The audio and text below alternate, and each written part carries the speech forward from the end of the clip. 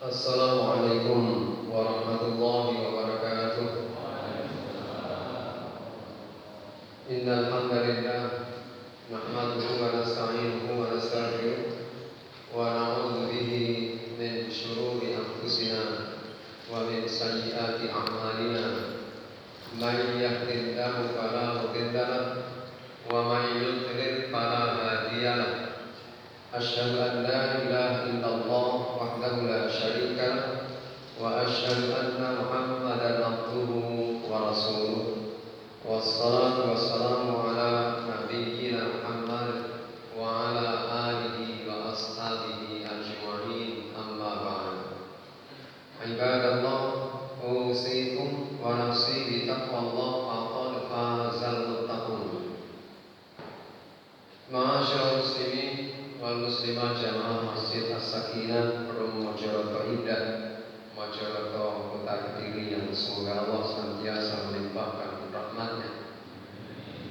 Puji syukur alhamdulillah selalu kita panjatkan kehadirat Allah Subhanahu wa taala atas limpahan karunia-Nya. Salawat juga salam dan selalu tercurah atas Nabi kita Muhammad sallallahu alaihi wasallam.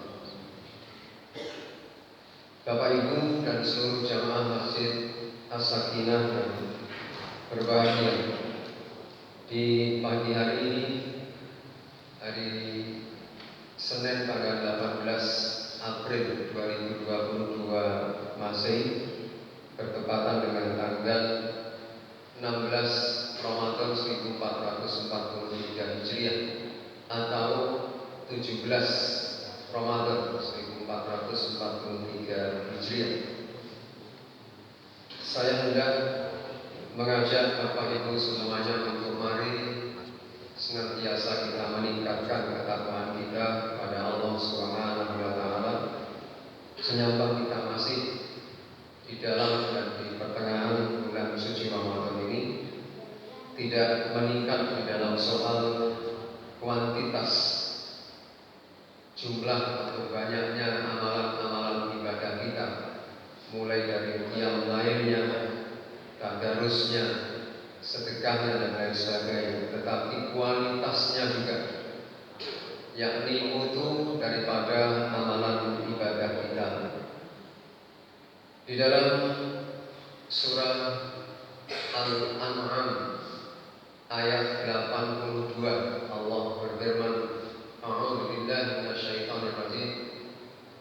Alladzina amanu wa lam yalbisu imanahum bidzulmin ulaika lahumul amnu wa hum muhtadun. Yaitu orang-orang yang beriman dan tidak mencampur adukan keimanannya dengan zulm, dengan perbuatan aniaya, maka mereka itulah orang-orang yang mendapat jaminan keamanan, baik keamanan di dunia maupun di akhirat dari siksa, dari azab. Dan mereka itulah orang-orang yang mendapat bimbingan kepada kebenaran, mendapat petunjuk, wa hum muhtadun. Ketika ayat ini turun, maka para sahabat bertanya-tanya kepada sesamanya, mana mungkin kita bisa terbebas dari perbuatan aniaya terhadap diri kita sendiri, yakni mana mungkin keimanan kita tidak bercampur aduk dengan perbuatan aniaya itu, sedangkan kita selalu ketika bertemu dengan sesama kita seringkali pasti tidak pernah lepas dari melakukan perbuatan aniaya itu. Terkadang menyakiti temannya, terkadang mengambil entah sengaja atau tidak hak temannya, hak saudaranya, meskipun hanya sedikit. Atau terkadang bertemu dengan teman-temannya lalu kemudian merupi dan bergunjing dan lain sebagainya. Mana mungkin kita akan bisa terlepas dari perbuatan aniaya itu? Maka salah seorang di antara mereka memberanikan diri untuk bertanya kepada Rasulullah Sallallahu Alaihi Wasallam, wahai Rasul, mana mungkin kami bisa melepas melepaskan diri dari persoalan-persoalan perbuatan aniaya, yakni dzulm itu. Maka Rasulullah SAW bersabda, tidak seperti yang kamu maksud itu. Maka kemudian turunlah surat Luqman ayat 13. Wa idh qala Luqman li ibnihi wa huwa ya'idhuhu ya bunayya la tusyrik billah inna syirka la dzulmun 'adzim. Dan ingatlah ketika Luqman berkata kepada anaknya sedang dia memberikan nasihat kepadanya, wahai anakku sayang, janganlah engkau mempersekutukan Allah dengan sesuatu, karena mempersekutukan Allah dengan sesuatu itu adalah dosa yang besar. Kata Rasul kemudian, setelah Rasulullah membacakan ayat ini, maka Rasul mengatakan kepada para sahabat, yang dimaksud dzulmin di situ, walam yalbisu imanahum bidzulmin, dzulmin di situ adalah syirik, mempersekutukan Allah dengan sesuatu. Mereka baru kemudian mengerti bahwa yang dimaksud adalah syirik, bukan sekedar perbuatan aniaya belaka. Jadi barang siapa yang beriman dan tidak mencampur adukan keimanannya dengan perbuatan syirik, maka kata Allah, ulaika lahumul aman, bagi mereka itu adalah jaminan keamanan, wahum muhtadun, dan mereka itulah orang-orang yang terbimbing kepada kebenaran, baik di dunia maupun di akhirat.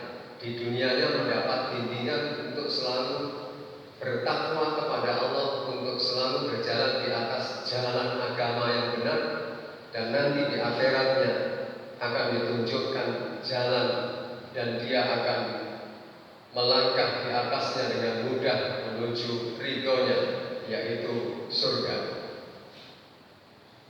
Ayat ini diturunkan berkaitan dengan adanya seseorang, yakni ada seorang lelaki Arab Badui ketika Rasulullah beserta pasukan kembali dari perang Tabuk, perang melawan Banu Asfar. Banu Asfar itu anak turunnya orang yang berkulit kemerah-merahan, kuning kemerah-merahan, Romawi. Banu Asfar kembali dari perang Tabuk itu, lalu dari arah yang berlawanan berpapasan dengan seseorang yang naik unta, seorang laki-laki naik unta. Nampaknya dari kota Madinah, sedang Rasulullah mau kembali ke Madinah. Rasulullah melihat orang ini. Lihat, wahai sahabat-sahabat, lihat ada orang laki-laki itu nampaknya mau datang ke sini. Maka betul setelah diperhatikan oleh Rasul, orang ini mendatangi Rasulullah. Dia memberi salam kepada Rasul dan Rasul pun menjawab salamnya. Lalu orang ini bertanya, wahai Rasul, bolehkah aku bertanya? Lalu Rasulullah bertanya lebih dulu, kamu dari mana dan mau kemana? Aku dari mengunjungi sanak saudaraku di Madinah, dan aku akan bertemu Rasulullah. Ketika itu dia belum tahu bahwa di hadapannya adalah Rasulullah. Aku ingin bertemu Rasulullah. Orang yang ada di hadapanmu ini adalah utusan Allah, kata Rasul. Lalu dia bertanya kepada Rasul, wahai Rasul, ajarkan kepadaku apa itu Islam. Maka kemudian Rasulullah menjelaskan Islam itu adalah apabila kamu bersaksi bahwa tidak ada Tuhan yang patut diibadahi kecuali Allah, dan bahwasanya Muhammad itu adalah utusan Allah, kamu tunaikan, kamu dirikan sholat, kamu tunaikan zakat, dan kamu berpuasa Ramadan, dan kamu melaksanakan haji, itulah Islam. Maka kemudian orang ini berikrar, wahai Rasul, demi kerasulanmu, aku bersumpah akan melaksanakan apa-apa yang telah kau ajarkan kepadaku. Tidak dia sadari bahwa kaki depan unta yang dia kendarai itu terperosok ke tikus padang pasir. Kemudian unta itu tersungkur, maka laki-laki ini juga ikut tersungkur. Dan kemudian karena kepalanya jatuh lebih dulu, maka lehernya patah. Dan kemudian Rasulullah memerintahkan kepada dua sahabatnya untuk menolongnya. Maka kemudian dua orang sahabat melompat untuk menolong laki-laki ini, dan kemudian didudukkan, dikasih minum, ternyata sudah meninggal. Maka Rasulullah berpaling pergi, dan kemudian beliau bersabda, tahukah kalian mengapa aku berpaling? Karena saat aku melihatnya tadi, dia telah disuapi oleh dua malaikat dengan buah surga.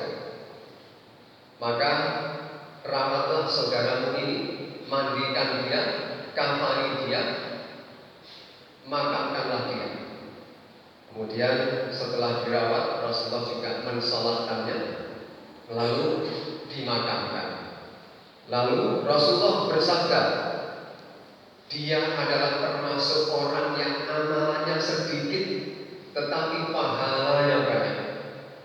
Dia sudah bertekad kuat untuk mengamalkan apa-apa yang diperintahkan oleh agama. Hanya karena ketetapan telah mendahuluinya, yakni meninggal itu, maka dia belum sempat mengamalkannya, tetapi dia dijamin masuk surga. Hanya karena tekad untuk mengamalkannya. Seberapapun amalan yang kita amalkan, asalkan kualitasnya baik. Dalam surah Al-Mulk, Alladzi khalaqal mauta wal hayata liyabluwakum ayyukum ahsanu amala. Siapa di antara kalian yang kualitas amalnya lebih baik, bukan siapa yang di antara kalian yang lebih banyak amalnya, tetapi yang ahsanu amal, yang lebih baik, yang berkualitas. Yang berkualitas itu yang bagaimana? Yang tidak dicampurkan keimanannya dengan kesyirikan. Baik itu syirik ringan maupun apalagi syirik besar, syirik berat. Syirik ringan itu adalah riya, melakukan satu amalan tetapi bertujuan untuk agar dilihat orang, dipuji orang, punya pamrih dan lain sebagainya. Itu adalah riya atau syirik. Maka apabila kita berusaha untuk melatih diri menghindarkan amalan-amalan kita dari syirik, dari riya, insya Allah siapa yang ahsan amal, yang lebih baik amalnya. Di dalam riwayat yang lain, Rasulullah SAW bersabda demikian, apabila seseorang di antara kalian melakukan amal, saya lupa sedikit ini hadisnya, barang siapa di antara kalian yang diberi karunia lalu dia bersyukur, dan barang siapa di antara kalian yang dicegah, tidak diberi maksudnya, lalu dia bersabar, dan barang siapa yang di antara kalian melakukan perbuatan aniaya lalu dia memohon ampun, dan barang siapa di antara kalian yang dianiaya lalu dia segera memaafkan pelaku aniaya. Setelah itu kemudian Rasulullah diam.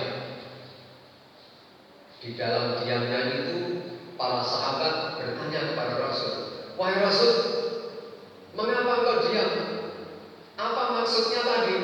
Ada seseorang yang apabila diberi dia bersyukur, apabila dicegah tidak diberi dia bersabar, apabila dia berbuat aniaya segera bertaubat mohon ampun, dan apabila dia dianiaya segera memaafkan. Lalu bagaimana keadaan selanjutnya orang ini? Maka kemudian Rasulullah bersabda dengan membaca akhir ayat 82 surah Al-An'am itu, ulaika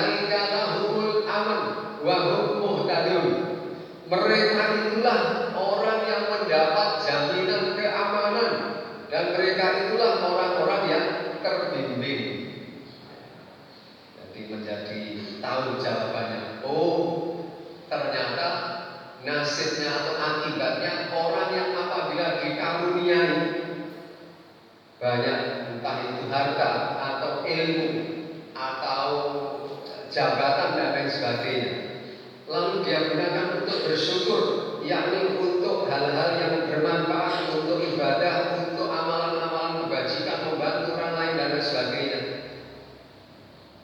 Lalu apabila orang ini dicegah, tidak diberi karunia, tapi dia tetap melaksanakan ibadah, tidak berkurang, tidak surut, ternyata mereka itulah orang-orang yang mendapat jaminan keamanan baik di dunia maupun di akhirat.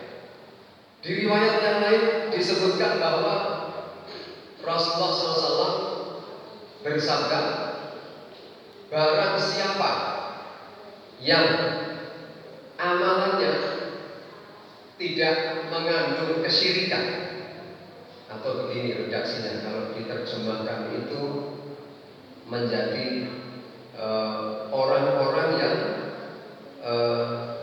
amalan-amalannya, redaksinya adalah Allah Subhanahu wa Ta'ala akan memberikan jaminan kepada orang-orang yang tidak mempersekutukan Allah itu akan memenuhi hak-haknya. Begini hadisnya kalau diterjemahkan, Rasulullah SAW bersabda, tahukah kalian apakah kewajiban hamba terhadap Tuhannya, dan apakah kewajiban Tuhan terhadap hambanya? Maka para sahabat menjawab, Allah dan Rasulnya lebih mengetahui. Maka kemudian Rasulullah bersabda, Allah mempunyai hak yang harus ditunaikan oleh hamba-hambanya, yaitu hamba-hambanya harus beribadah hanya kepadanya dan tidak mempersekutukannya dengan sesuatu pun. Dan kewajiban Allah atas hambanya yang telah melakukan menunaikan kewajiban ini adalah Allah mewajibkan dirinya untuk menghindarkan hambanya ini dari adabnya, baik di dunia maupun di akhirat, dan akan memenuhi seluruh kebutuhannya. Ya, jadi ada hak Allah yang harus ditunaikan oleh hambanya, dan ada hak hamba yang harus ditunaikan oleh Tuhan, oleh Allah. Hak Allah adalah kita menyembahnya, beribadah kepadanya, dan tidak mempersekutukannya dengan sesuatu pun. Hanya itu yang harus kita lakukan. Dan apabila itu kita lakukan, maka hak kita akan dipenuhi oleh Allah, yaitu Allah akan menghindarkan kita dari adabnya, baik adab di dunia maupun adab di akhirat nanti. Di dunianya mungkin orang ini akan selalu dihindarkan dari keburukan-keburukan, entah itu bencana, musibah, dan lain sebagainya. Di akhiratnya dihindarkan dari adab di akhirat, yang jelas diharamkan neraka baginya. Dan yang kedua adalah akan dipenuhi seluruh kebutuhan-kebutuhannya.